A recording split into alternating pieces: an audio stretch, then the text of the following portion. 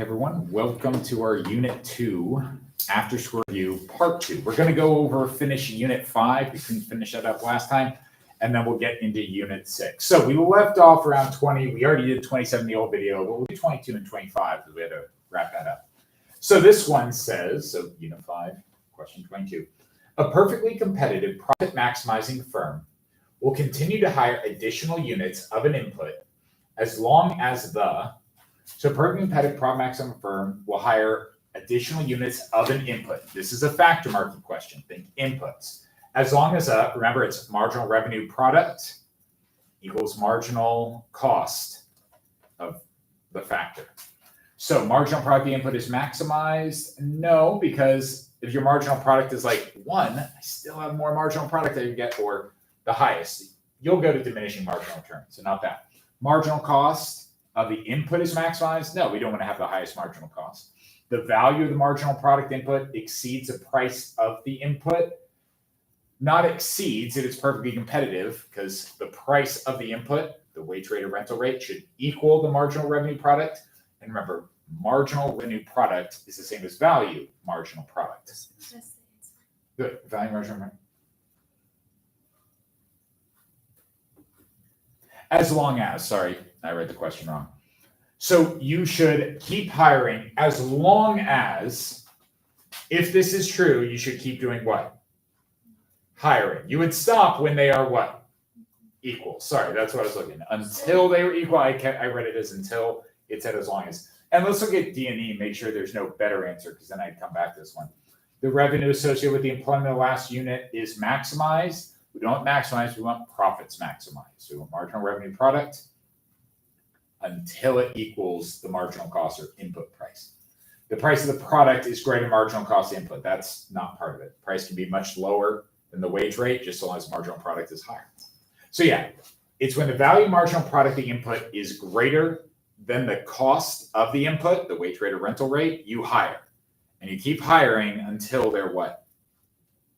Equal. So I read it, sorry, why I got it wrong? I read it as until versus as long as. So if you get more value from that input, the land, labor, capital, then it costs you to hire it, what should you do? Keep hiring. Does that answer your guys' question? I know factor markets have like the longest words, but like that's how we translate. So yeah, I was going to say hire those, but keep going. But yeah, that's not what it was. All right, 25. All right, and 25. All right. Ooh, a monopsony. Nice. Okay. So I see 40 and 20 will matter. And then quantity of 20 and then 30. Okay. The graph above shows a monopsony labor market. In the absence of any regulations, which of the following represents the number of workers the firm will hire and the wage rate it'll offer to those workers? Okay, so a monopsony, you always hire until the marginal factor cost of labor equals the marginal revenue product of labor. So our quantity will be what? 20. What will our wage rate be? I don't get why it's not 40. Because that is the additional cost. Remember, to hire one more worker for $1 more, what do I have to pay to all the other workers? The same, more money, right? Do you remember that diagram we had when I was like, I hired the 8th worker, but the 8th worker I had to raise pay, so I had to raise pay for the 7 other workers. So I paid her 11, but she cost me 18. So the marginal factor cost is how much does it cost to hire one more worker? But the supply of labor is the difference, the thing of wage rate and how many workers I could hire at that wage rate. So if I go, I'm going to hire 20 workers, the supply of labor literally tells me 20 workers, I have to pay them how much each to get 20 workers? $20 each. So if I pay my workers $20 each, I can hire 20. What is marginal factor cost telling me? What does it cost me to hire that 20th worker? That 20th worker cost me $40 because I got to hire that worker and pay every other worker $1 more. Does that make sense to you guys? I always said, like, that's a common question. Like, Don't confuse a wage rate with marginal factor cost. And then you have the perfectly competitive level there at 30 and 30. Do you guys need 28? Any other Unit 5 things that I didn't cover that you guys are like, ooh, that was another one I wanted? Okay, let's go to Unit 6. All right, by the way, everyone did it, and everyone did it. Couple of things. Everyone, I've never had that happen before. Well done. Bravo to all the students out there. All right, Unit 6, externalities and the role of government. Good go. Yeah. All right. Okay. Anyone need number 1? Question. Yeah. Why could it not be A? Antitrust laws protect consumers from project because that's not an antitrust law. That'd be a consumer protection law. Antitrust is antitrust. And if you remember from history class last year, trust is just kind of another way to say what? Monopolies. Antitrust, anti-monopoly laws. It won't, and it would protect them not from fraud, but from the monopoly having too much market power. Does that make sense? Yes. So, and always remember, best answer. So you're like, well, I mean, maybe the monopolies commit fraud. And it's like, well, you're just kind of inventing at that point. And then if we keep going, monopolizing trade and promoting competition, that's a much better question. No monopolies, break them up, have competition. What about number 2? Number 3? Number 4? Number 5? Number 6? Number 7?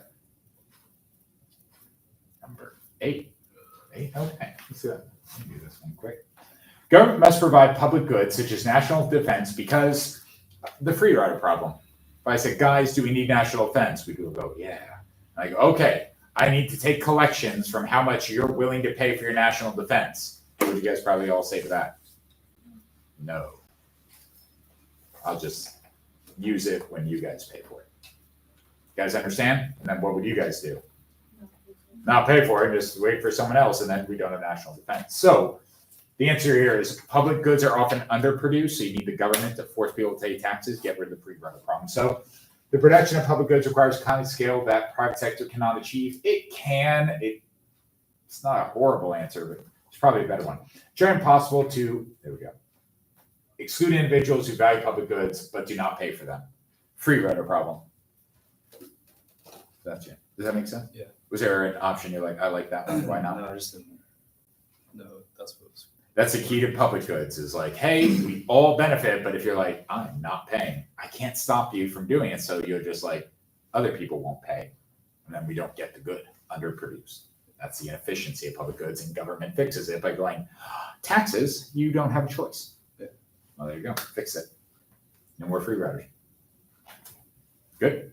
All right, number 9.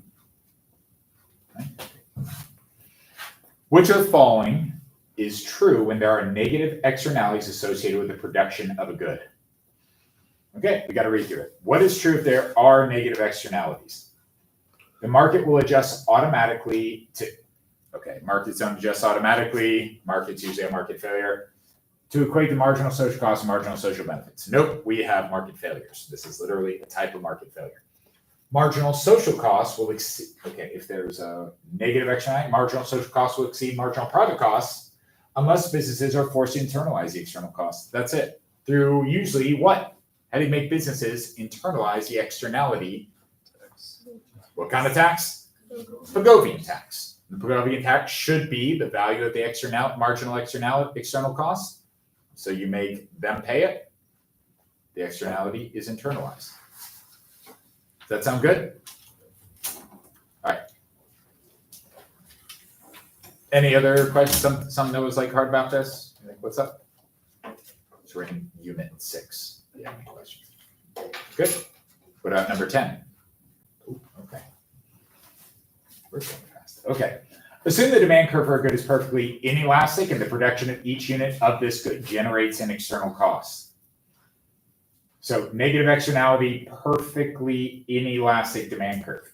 The profit maximizing firm producing the good in an unregulated free market will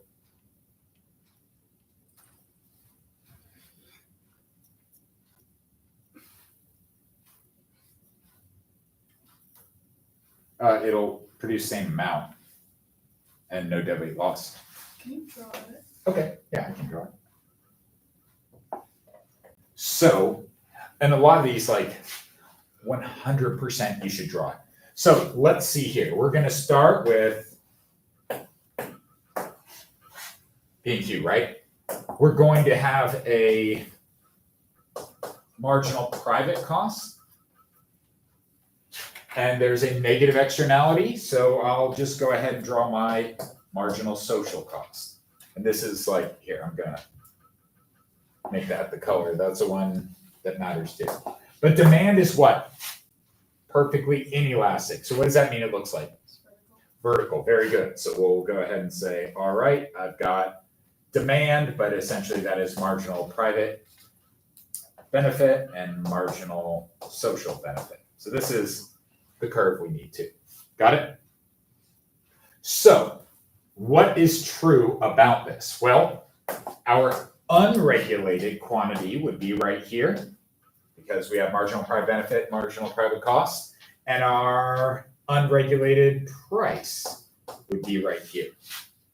But if I said, what's a socially optimal quantity? Oh, well, that's where we go marginal social benefit equals marginal social cost right here. And that would be the same quantity. But the socially optimal price would be right here, which this is what's tricky. It's like, yeah, that's all well and good, but do we even need to do that to still be at the socially optimal or allocatively efficient quantity? Is this market efficient without regulation? It is. So if you keep this in mind, let's go ahead and look at the options. So an unregulated food market will generate dead weight loss. Actually, it won't because we'll still be at that socially optimal quantity. Generate dead weight loss only if, no. Not generate dead weight loss because the equivalent quantity is socially optimal. It is, no matter what. Does that make sense? So it's tricky, but that is the thing. Okay? What about 11? 12? 13? Okay. All right, in a perfectly competitive market for a good with a downward sloping demand curve and an upward sloping supply curve, okay? The market's marginal social benefit is greater than the marginal social cost at the market equivalent quantity. The government imposition of a per unit tax on production of good wood. We gotta graph it out, right? So let's go ahead and right there, go. And they're saying here, downward sloping demand curve and upward sloping supply curve, the marginal social benefit is greater than the marginal social cost at the market quantity.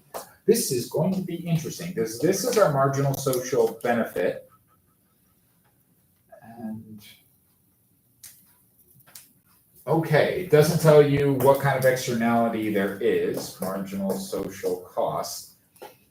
And let's read here. So the social benefit is greater than the social cost at the equilibrium quantity. So that means we're somewhere like here. So this is our unregulated quantity.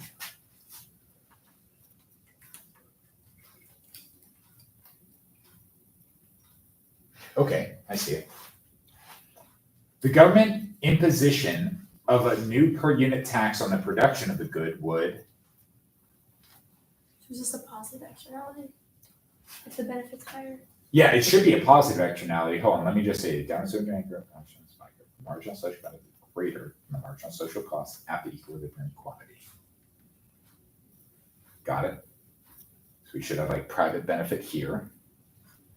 But I think like what I'm confused is a tax would do what? It's like a trick question. Decrease production. And would we be more efficient or less efficient? Sufficient. Less efficient. So let's see what the options are. Have no effect on the price of the good. No, it's downward sloping, so the price would change. Increase consumer surplus? No, not a higher price. Increase the dead weight loss? Yeah, we do that for sure. How? Well, remember how we were under consuming in that market? What would happen if I made the good more expensive? Consumers would buy, Less. and producers would get less money because of the tax. So the quantity would what? Increase or decrease? They're already under consuming. Now they're consuming how much? less, bigger deadweight loss. All right, I was like, is this a trick question or am I reading it wrong? Any questions?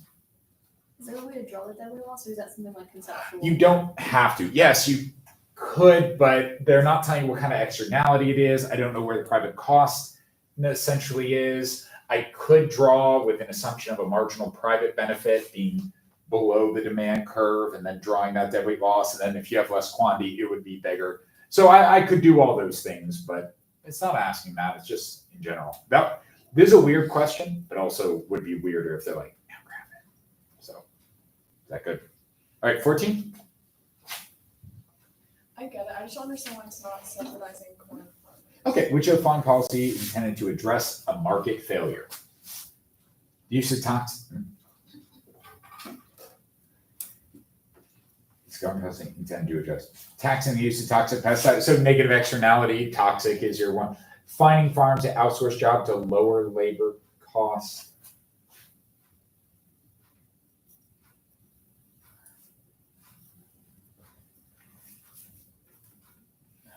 Wait, what? Subsidizing corn farmers who face increasing production costs. Okay, yeah, B is a weird option here. But so here's the thing.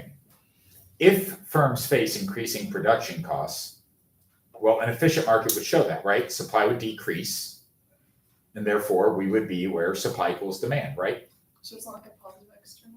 No, it's just production costs of producing it. No, where is there external cost to anyone? Okay. So it's like if tractors became more expensive and farmers are like, my production costs more, or labor is more expensive. Farmers are like, this is more expensive. Is this actually a problem? No. So it's just a higher cost, a higher price. So that's what it would be. The rest are taxing short-run profits in competitive markets. Yeesh.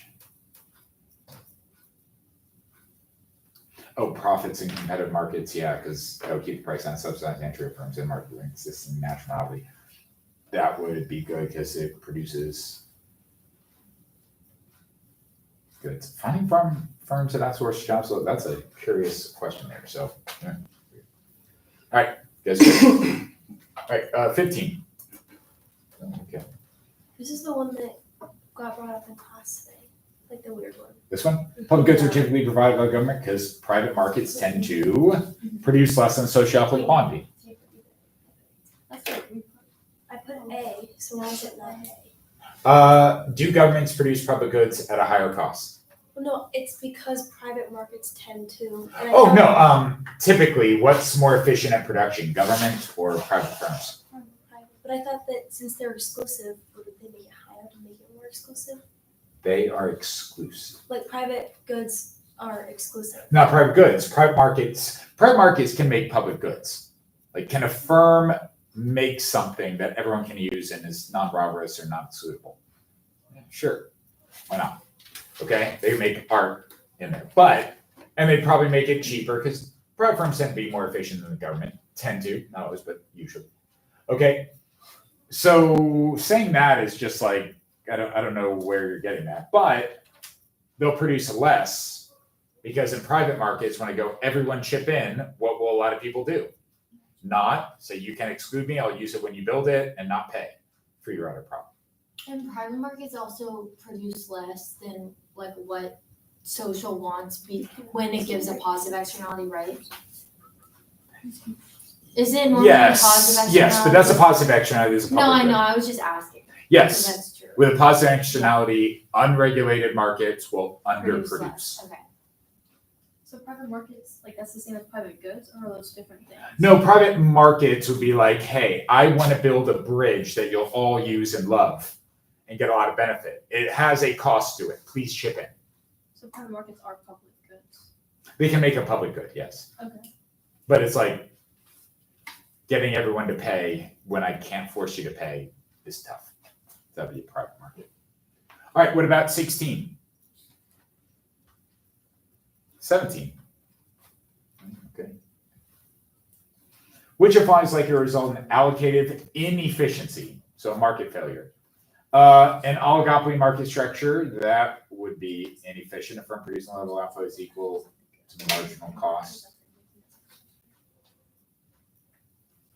Probably not. Perfectly competitive market, long run equilibrium, no externalities, perfectly price discriminating monopoly. The monopsonist that faces a minimum wage with marginal revenue product equals supply of labor. That's where supply equals demand. Yeah, only one of these is inefficient. Like an oligopoly market structure. I don't really understand what that. So in short, think you got to draw the firm graph, which you're like, how do I do this? But here, the only allocatively efficient market structure is which one? Perfectly. Perfectly competitive, particularly in the long run. PQSD. Every other market structure is Not allocatively efficient. correct. Like that's just one rule. And it's because, all right, let me try to do this quickly. It's because if I draw an oligopoly firm graph, which you guys always go, I don't know what it looks like. It's monopolistic competition. So don't. So we go demand, marginal revenue, marginal cost. And I can stop right here and just kind of say, all right, we have our oligopolis quantity and oligopolis price. But where's allocative efficiency? Even though it's an oligopoly, you should also be able to say where supply equals demand.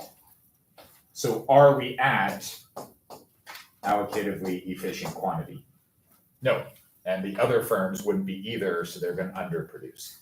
There'd be a little bit of excess capacity, but really excess capacity is monopolist competition. Sorry. So that's the oligopoly.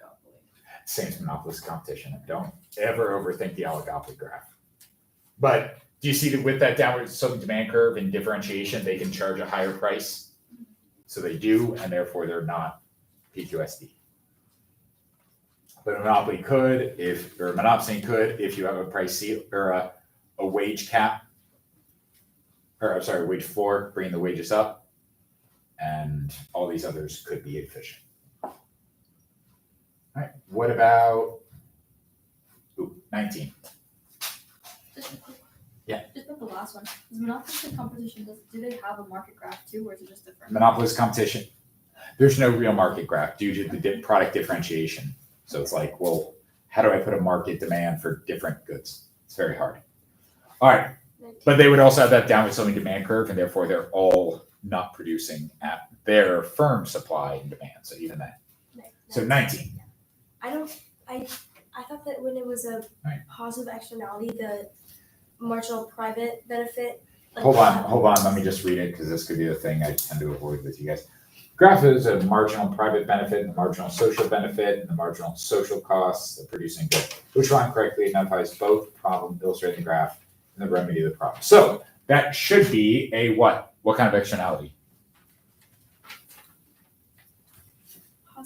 Positive? Yeah. Is that- Oh, wait. It is a positive. And therefore you subsidize positive I externalities. totally get it. I So understand. negative, positive per unit subsidy to the external benefit of $2. Well, is that correct? The vertical height, 14 and 10, should be $4. Is that good? I completely read the question. I read So, it. and the vertical height, $4 so. All set? 20? 21? Which applies true when the production of a good results in negative externalities? All right, the government must produce a good, no. Private market will produce too little, no negative externalities. Private markets overconsume.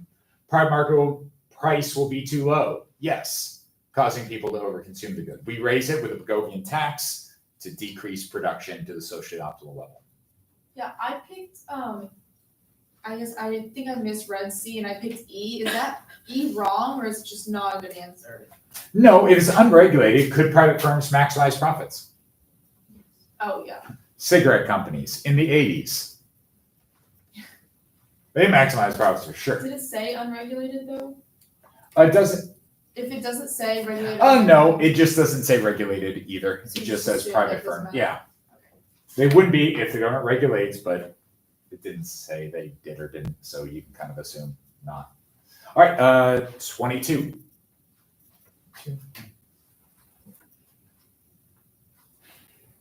If the government relates a natural monopolist to produce the allocatively efficient level of output, it will require monopolists to set a price that is. If you want to be allocatively efficient, it's where marginal cost equals demand or supply equals demand. So set a price that is equal to its marginal cost and grant a subsidy to cover the loss. Yeah, most likely. Why do you grant a subsidy? Like, I guess. So remember when we drew it and I said, but ATC is above it? Yeah. And so the firm's at a loss, so you could never be allocatively efficient? Well, if the firm's at a loss, what's one way to solve that loss? The government subsidizes it. Okay. So that is a solution to get to allocatively efficient one.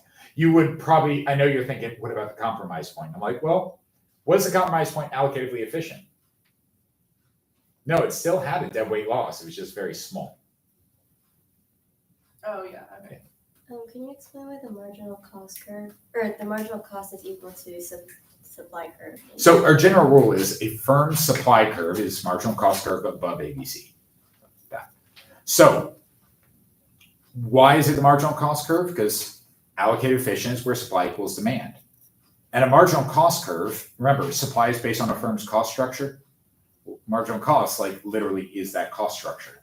So if it costs you more or less to make additional units, you would produce less or more respectively. Does that make sense? So it's, if your costs are low, make more. If your costs are high, make less or charge higher prices. Does that make sense? Yeah.